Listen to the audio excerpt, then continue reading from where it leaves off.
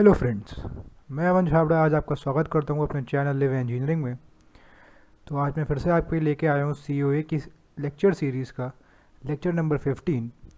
Lecture 14 में हमने पढ़ा था कि एड्रेसिंग मोड्स क्या होते हैं और हमने उसके टाइप्स पढ़े थे। तो आज हम बाकी के टाइप्स जो हम कुछ रह गए थे उसी लेक्चर को कंटिन्यू करेंगे इस लेक्चर में, और बाकी के टाइप्स को हम देखेंगे। तो आइए स्टार्ट करते हैं।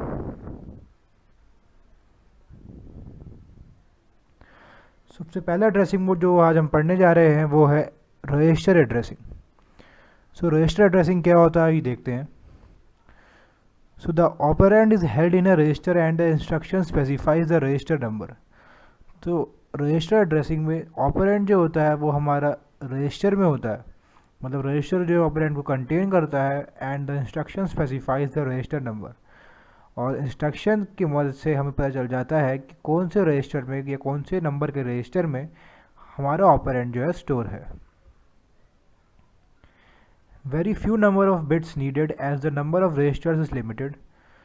क्योंकि नंबर ऑफ रजिस्टर्स लिमिटेड होते हैं इसलिए ऑपरेंड को रजिस्टर में कंटेन करने के लिए काफ़ी फ्यू नंबर ऑफ बिट्स जो होती है रिक्वायरमेंट होती है उनकी। Modern load store architecture support large number of registers. इसका मतलब ये है कि लोड स्टोर आर्किटेक्चर जो मॉडर्न टाइप में जो हम यूज़ करते हैं अपने प्रेजेंट जनरेशन में, वो जो है लार्ज नंबर ऑफ रजिस्टर्स को कंटेन करते हैं और बेसिकली इस टाइप की एड्रेसिंग को फॉलो करते हैं। तो एग्जांपल्स क्या है ये देखते हैं। पहला एग्जांपल है कि ऐड R1 R2 R3। तो यहाँ पे हमारे ये R1 R2 R3 तीन रजिस्टर है। अब इन्हीं में हमें R2 और R3 जो नंबर रिप्रेजेंट कर रहा है रजिस्टर का, वो हमें बता रहा है कि इनमें हमारा ऑपरेंड स्टोर है। तो R2 और R3 में जो ऑपरेंड स्टोर है उनको हम ऐड कराना है यहाँ पे, और उसका रिजल्ट हमें R1 में स्टोर करना है। ये आप इजीली समझ गए होंगे। फिर है मूव R2, R5।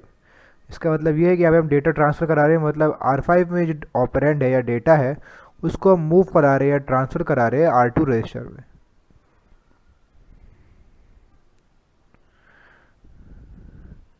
सो इसका डायग्राम देखते हैं कि रजिस्टर एड्रेसिंग को बेसिकली हमारी जो कंप्यूटर सिस्टम में वर्कआउट कैसे करती है। तो ये बेसिकली हमारा इंस्ट्रक्शन है जो कि ऑप कोड और रजिस्टर नंबर को कंटेन करता है। ये हमारा रजिस्टर बैंक है जिसमें हमारा ऑपरेंड कंटेन होता है, और रजिस्टर नंबर जो होता है उसके वो हमारा पॉइंट करता है रजिस्टर बैंक में अपने रजिस्टर को जहाँ पे उसने एक ऑपरेंड को कंटेन करा होता है। सो हम कहेंगे कि रजिस्टर नंबर से पता चल जाता है कि हमें रजिस्टर बैंक में कौन से रजिस्टर में ऑपरेंड जो है स्टोर है। सो अब हम देखते हैं अपना अगला एड्रेसिंग मोड जो है register indirect addressing mode. So here the instruction specifies the register and the register holds the memory addresses where the operand is stored. So यहाँ पे हमारा जो इंस्ट्रक्शन जो होता है उसमें एक रजिस्टर स्पेसिफाइड होता है। उस पर्टिकुलर रजिस्टर में हमारा ऑपरेंड नहीं बल्कि एक मेमोरी एड्रेस कंटेन करता है वो रजिस्टर। फिर उस मेमोरी एड्रेस पे जब हम जाते हैं तब हमें हमारा ऑपरेंड मिलता है। तो ये भी एक थोड़ा लेंथी अप्रोच है, लेकिन यहाँ पे एडवांटेजियस अप्रोच है ये रजिस्टर एड्रेसिंग के कंपैरिजन में। वो एडवांटेज ये है कि it can access large address space, क्योंकि हम यहाँ पे रजिस्टर में पहले मेमोरी एड्रेस को स्टोर करा रहे हैं इसलिए यहाँ पे लार्ज एड्रेस स्पेस को ये एक्सेस कर सकता है। One fewer memory access as compare to indirect addressing. यहाँ पे मेमोरी एक्सेस जो होता है वो एक कम होता है as compare to indirect addressing.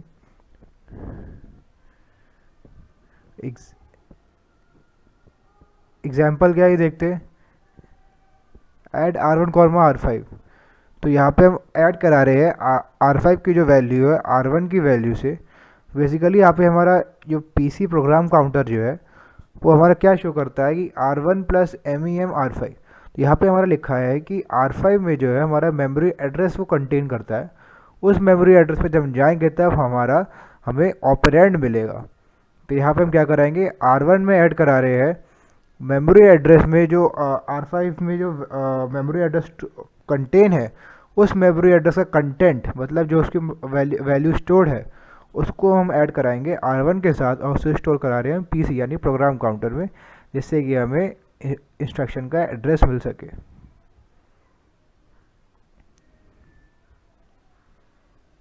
तो इसको भी हम डायग्रामेटिक व्यू से समझते हैं और अच्छे से। तो यहाँ पे हमारा इंस्ट्रक्शन है जो कि हमारा ऑफ कोड और रजिस्टर नंबर को कंटेन कर रहा है पहले।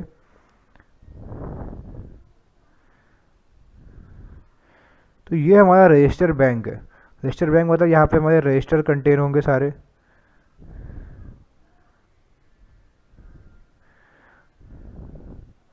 आप देख सकते हैं रजिस्टर नंबर जो है वो हमारे रजिस्टर बैंक की किसी पर्टिकुलर रजिस्टर को पॉइंट कर रहा है, और फिर वो पर्टिकुलर रजिस्टर यहाँ पे हम जाते हैं, वहाँ पे हमारा एक मेमोरी एड्रेस कंटेन करता है। वो मेमोरी एड्रेस हमारा मेमोरी में पॉइंट कर रहा है, और उस एड्रेस पे जाके मेमोरी में हम अपना ऑपरेंड को एक्सेस कर सकते हैं। तो ये एक डायग्रामेटिक व्यू है रजिस्टर इनडायरेक्ट एड्रेसिंग को रिप्रेजेंट करने का। रिलेटिव एड्रेसिंग क्या होती है? ये हमारा अगला एड्रेसिंग मोड है, इसको हम पढ़ते हैं अब। So here the instruction specifies an offset of displacement which is added to the program counter to give the effective address of the operand. तो यहाँ पे हमारा इंस्ट्रक्शन जो है स्पेसिफाई करता है, कंटेन करता है एक ऑफसेट, जो कि बेसिकली हमें ऐड करना होता है प्रोग्राम काउंटर में, जिसको ऐड करने के बाद हम अपना अफेक्टिव एड्रेस हमें मिल जाता है जहाँ पे हमारा ऑपरेंड जो है स्टोर होता है, और वहाँ से हम फिर ऑपरेंड को इजीली एक्सेस कर सकते हैं। तो since the number of bits to specify the offset is limited, the range of relative addressing is also limited. क्योंकि नंबर ऑफ बिट्स स्पेसिफाई करने के लिए ऑफसेट को लिमिटेड होती है, इसलिए range of relative addressing limited होती है। सिमिलर है इनडायरेक्ट एड्रेसिंग की तरह ये भी। If a 12-bit offset is specified it can have values ranging from -2048 to +2047। So अगर हमारा 12-bit ऑफसेट है, उसे अगर हमें स्पेसिफाई करना है तो उसकी जो रेंज हो सकती है वो ये हो सकती है। तो ये भी हमारा उसका डायग्रामेटिक व्यू है रिलेटिव एड्रेसिंग का। आप देख सकते हैं यहाँ पे हमने कहा जैसे कि पिछली स्लाइड में कि हमारा इंस्ट्रक्शन जो है ऑप कोड कंटेन करता है हमारा ऑफसेट। सो ऑप कोड ऑफसेट कंटेन करने के बाद ऑफसेट जो है हमारा एक एडर क्या होता है ये हम आगे अपने ये हमारी आगे यूनिट्स आने वाली यूनिट में पढ़ेंगे, यानी कि अरिथमेटिक एंड लॉजिकल यूनिट में अभी हम प्रॉपर स्टडी करेंगे कि एडर क्या होता है। तो एडर बेसिकली आप समझ सकते हैं अभी कि एडर जो है जो हमारा ऐड करने में मदद कर रहा है ऑफसेट को और पीसी को। सो पीसी और ऑफसेट को ऐड कराएगा एडर, और जो वैल्यू हमें मिलेगी वो वैल्यू हमारी पॉइंट करेगी मेमोरी के एक पर्टिकुलर लोकेशन पे जहाँ पे हमारा ऑपरेंड स्टोर होगा। तो यहाँ से हम अपना ऑपरेंड को एक्सेस कर पाएंगे इजीली। तो आइए हम बात देखते हैं अपना अगला एड्रेसिंग मोड जो कि है indexed addressing. So here either a special purpose register or a general purpose register is used as a index register in the addressing mode. तो इस केस में हमारा एक स्पेशल पर्पस रजिस्टर या फिर कोई जनरल पर्पस रजिस्टर वो use होता है as a index register in the addressing mode. So the instruction specifies an offset of displacement which is added to the index register to get the effective address of the operand.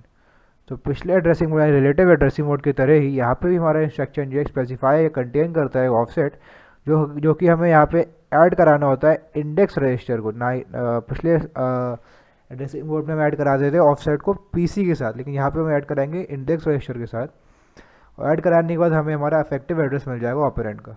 बाकी का procedure जो होगा हमारा same होगा relative addressing की तरह। Example है load R1 1050 R3। तो यहाँ पे हमारा एक टाइप का इंडेक्स रजिस्टर है। तो मान लीजिए अगर R3 हमारा इंडेक्स रजिस्टर है यहाँ पे और 1050 यहाँ पे ऑफसेट है, तो उनको हम ऐड करा रहे हैं जिससे कि हमें हमारा एक पर्टिकुलर एड्रेस मिल सके, वहाँ पर जाके हम या फिर हम कोई अफेक्टिव एड्रेस मिल सके, उस अफेक्टिव एड्रेस की मदद से हम अपना ऑपरेंड को हम एक्सेस कर पाएंगे।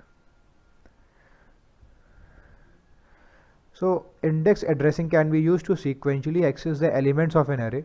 अगर हमें किसी पर्टिकुलर एरे के एलिमेंट्स को एक्सेस करना है, हमें पता है कि सीक्वेंशियली एक्सेस करना चाहते हैं हम, तो हम उसको इंडेक्स एड्रेसिंग की मदद से इजीली एक्सेस कर पाएंगे।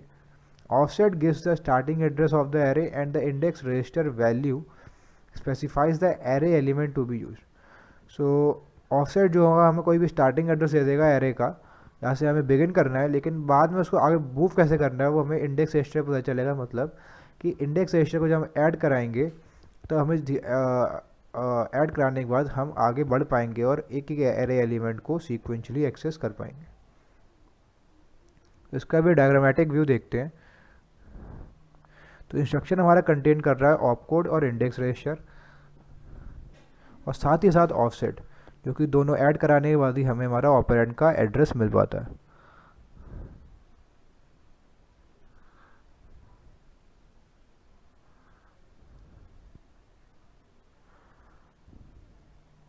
सो अब रजिस्टर बैंक पे हमारा, हम इन दोनों की वैल्यू को, इंडेक्स रजिस्टर जो है हमारा इस पर्टिकुलर रजिस्टर बैंक में स्टोर्ड है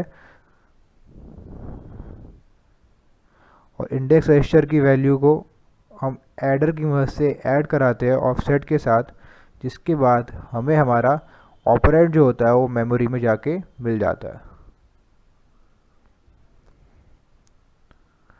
और हम आ गए अपने लास्ट एड्रेसिंग मोड यानी कि स्टैक एड्रेसिंग में। So here operand is implicitly on top of the stack. इसका मतलब ये, ऐसे ही हम जानते हैं कि स्टैक जो होता है वो फर्स्ट इन लास्ट आउट और लास्ट इन फर्स्ट आउट का प्रिंसिपल फॉलो करता है, इसलिए ऑपरेंड जो होता है implicitly top of the stack में होता है। मतलब अगर हम उसे इंसर्ट कर रहे हैं तो अगर हमने सबसे लास्ट में इंसर्ट करा है तो ऑब्वियस की बात है सबसे टॉप पे होगा वो।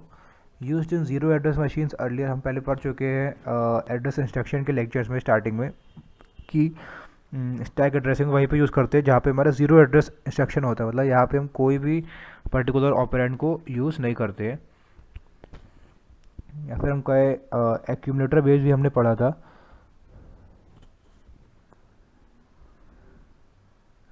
तो ये देख सकते हैं आप, एग्जांपल्स है इसके। ऐड हमारा ऑप कोड है, हम पुश कराएंगे वैल्यू ऑफ एक्स को, फिर पॉप कराएंगे। पहले हम पुश करा हमने वैल्यू ऑफ एक्स को स्टैक में, फिर स्टैक से हमने वैल्यू ऑफ एक्स को पॉप कराया।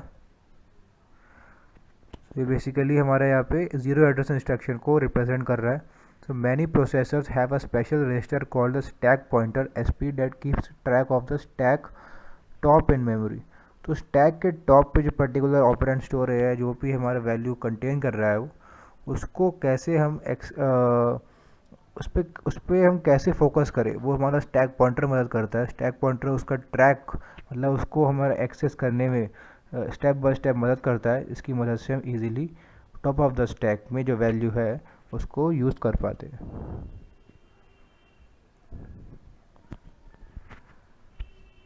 सो push pop call RET instructions automatically modify SP. मतलब पुश पॉप कॉल और आरईटी मतलब रिटर्न इंस्ट्रक्शन जो है ऑटोमेटिकली मॉडिफाई करते हैं एसपी यानी कि स्टैक पॉइंटर को।